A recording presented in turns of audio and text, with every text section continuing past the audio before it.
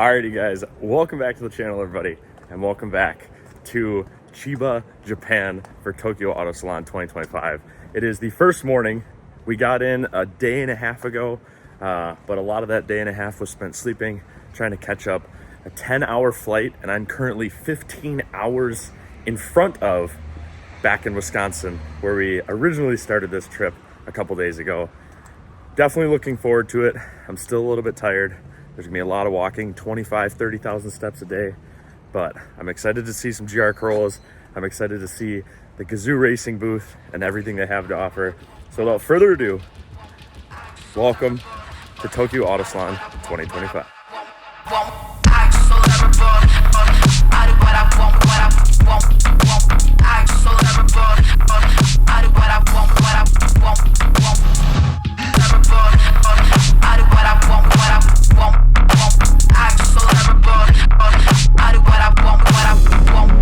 So we just got inside and this place is absolutely crazy. I walked around for about 10 minutes and I realized that filming this video is going to be a little bit more difficult than what I initially realized, because there is so many people. So here's my plan for the video. Basically, I'm gonna walk down in there, I'm gonna take as much video, do as much talking as I can. I'm gonna try and focus on the GR Corollas and the GR Yaris's. Anything else that I see that's super crazy, I'll get a quick clip of it. At the end of the video, we'll kind of do a wrap up. There's other cars here besides Toyotas, but let's be honest, all right? GR Corollas and GR Yaris's are the coolest cars on the planet, and I'm here to see as many of them as possible. So looking around the new car that they revealed, it uses the new G20E 4-cylinder motor that they revealed as well. And a couple things that's very interesting is it uses the stock transmission, but it has a custom billet adaptation plate to the motor. Something else that's pretty cool is the fact that the front differential is actually the OEM rear differential for the GR Yaris / Corolla, and the subframe is the rear subframe that's then cut and modified to fit in the front of the car. So they basically took the front differential and the motor and put it in the rear, and then took the rear differential and put it in the front. The wide body kit on the car looks absolutely amazing, and I love the camo that these test cars come in. Moving on to the facelifted 2025 GR Yaris. The new interior look is really, really cool. The cockpit style, the vertical handbrake, the flared fenders, the new front bumper design. The Toyota booth is super awesome because they also brought out a whole bunch of old retro race cars, from LFAs to Supras to the new Supras and the GR86s, BRZs, GT86s, and God, Toyota as a brand is just so cool. One thing that I think is super sick is all the workers are wearing like these special limited edition jackets. Rather than the white G and the red R, they're all like white and gray. So moving on from the Toyota booth right behind us, we have the first 2025 GR Corolla at the show that I have looked at. And I want to hear in the comments down below what you guys think of the new facelifted front bumper. Personally, I think it's super awesome. I think that once you wrap that lower lip that's currently piano black on the bumpers, once you get that color matched to the rest of the body, I think that these front bumpers are going to look super aggressive. And I think all the extra venting, the ability to add a couple coolers because you have more venting, the bumpers I think are overall a really awesome facelift, a really awesome gain for the Corolla. And actually I am trying to source one currently for one of our cars so I can get it color matched and put on one of our cars so it looks like a 2025, so that I don't have to spend all the money to buy a new car. As we walk over to the next GR Yaris I've spotted, I have noticed two things that I think are pretty funny. Number one is the fact that they're just absolutely blasting English music here, like music from America. The second thing is the busiest places here are wherever the car models are. And it's not just like a little busy, like it is a traffic jam. One girl comes out for like 5 minutes, stands in front of a car, and the thing, like the whole block of booths just like stops. And it's absolutely insane. I think it's super funny.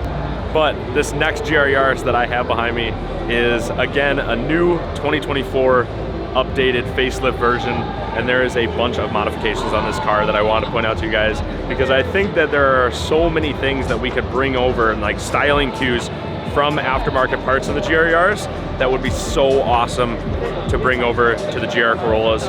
First off is this rear bumper flare. I have something from Tom's Racing that looks very similar, but this is much more aggressive. I think it's definitely something that would be awesome to see on the GR Corollas. Again, this car has the new updated front bumper, and this car actually has a fully exposed carbon like inlay, so the whole thing, the whole grille, piano black section of the OEM bumper is now carbon fiber, which is super awesome to see. One of the things that's been most helpful coming here in our journey to build these GR Corolla rally cars is to be able to see GR Yaris's, whether it's the FIA WRC 2 cars or like the more stock version where it's just basically a GR Yaris with a roll cage. So right here in front of me, we have basically a stock version of a GR Yaris rally car. There's carbon door cards, it has gravel wheels and tires, gravel suspension, it has all the underbody shielding. It allows us to get a good idea of what they use.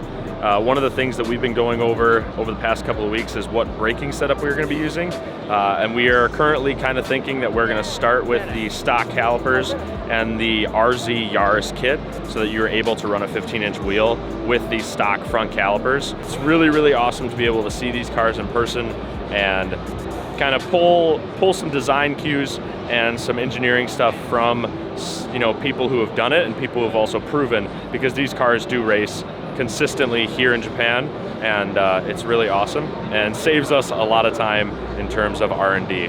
Kalle Rovanpera's Red Bull drift car is not the only drift car GR Corolla here. Right here we have this crazy Advan Racing full carbon body 2JZ drift car. The entire nose of the car is all one-piece carbon fiber. The interior is so clean. I love the wrap, how it's the normal Advan with the red stripes on the back to like the fading. Normally it would be like a gloss black in the front.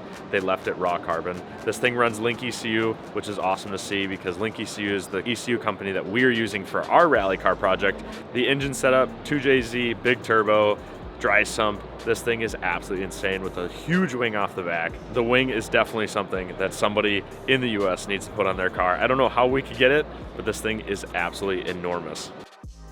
Okay, so Tokyo Auto Salon is officially over. All the filming that you guys just saw was from Friday, which was the first day. Saturday and Sunday were so busy. I would equate it to the same amount of people that come to SEMA, but in a space that's half the size. So SEMA is much more spread out. The lanes for where people walk are much wider. It was very difficult to film. So we're gonna do a little wrap up here on the balcony at Fuji Speedway, which is on the other side of our hotel. We are sitting on the side that looks towards Mount Fuji. This will all be in next week's video, but this hotel, this property, Fuji Speedway, is an absolutely insane experience, and I hope you guys stick around. So please hit the subscribe button and stay tuned for next week's video where we take you around this crazy place up in the mountains in Japan. Now, back to Tokyo Auto Salon. First thing I wanted to talk about is the deal with HCAS. Now, me and Dan have been working on the deal with HCAS for the past probably 4 to 6 months, and happy to say that it is going well, and we are looking for some sort of support for the rally cars in the future. Their booth this year at Tokyo Auto Salon was awesome. It was super big. They had 3 or 4 cars on display, plus their shop in the background, and the booth just looked awesome. All the lights, they had all the exhausts and everything on display for the GR Corollas and the GR Yaris's, and they had all the engine parts. So they have the regular pistons and rods, they have the high compression piston and rod setup, they also have the 1.75 liter stroker crank and piston and rod setup there, and then they also had their full engine build. So they had a cylinder head that had their porting done, and then they also had their block with the closed deck and the new high compression stroker pistons in it and assembled. I never would have thought that I would be saying the words we are going to be working with and sponsored by HKS for our race cars, but hopefully in the next couple months it'll become true. We are actually going to tour their facility tomorrow, which I don't know if I can film, but I will talk about it in next week's video more. The next company that I want to talk about is Uniclutch. Now, Uniclutch is a super cool clutch company that looks at building clutches a little bit differently than most other companies do. What they do is they come up with probably 6 to 8 different clutch designs, and then they go in and they make adaptation kits to work with OEM flywheels. They also offer lightweight flywheels as well, but what's really cool about it is the price point that they come out at. So versus any other clutch, Uni clutches will most likely be cheaper because they're able to mass produce one style of clutch, and then they make an adaptation plate that's much cheaper to build, but that can be kind of fitted to whatever vehicle it's going on. They make push style, pull style, the conversion kits for those styles as well. Like, their brochure is so insane, and the fact that it comes in at such a low price point.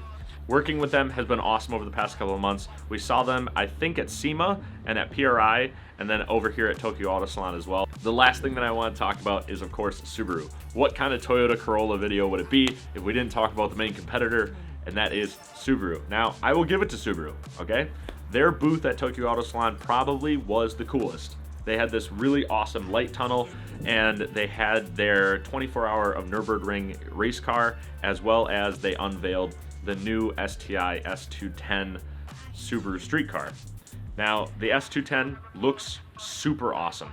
I think that the car's wider fenders in the front, I think that the carbon back seats and their spoiler and the new front end and the engine bay, like it all looked really cool, really well put together. There's two downsides, right? The power figure, which I think was like 285, and like for an OEM power figure, come on, man, like the stock GR Corolla, the stock old STIs, like how do you not make more power than 280 horsepower from the factory? The other thing was the fact that it came with a CVT transmission. I don't know how you can make a performance-oriented car and have it run off of a CVT transmission. It might be really good, and I might be eating my words a couple months from now, but at the same time, I'll never get the chance to, because I'll probably never get the chance to drive one, because they're only making 500 of them, and they're only for Japan. So we will never get them in the United States, which is basically just like that's cool. You made a special edition car. Everyone wants you to make an STI, but you won't. And I don't really understand why. Now, that being said, Tokyo Auto Salon 2025, and just Japan in general, has been amazing. The culture is insane here. It's so clean. People are so polite. I've never been to Japan, and I will say that I am going to come back. This place is awesome. It also happens to be very cheap to come here at the moment because the yen versus the US dollar isn't doing that well. So this vacation has been one of the cheapest workcations I've ever been on, and I'm definitely looking forward to coming back. The Tokyo Auto Salon show versus like a SEMA or a PRI, I would say is a little bit better. Of course, I wish more people spoke English so that I could talk to more people, but there was a lot more race cars.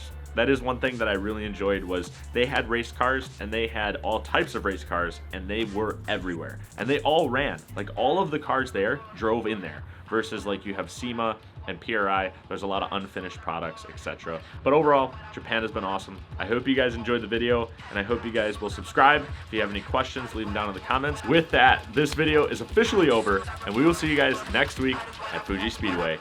Peace!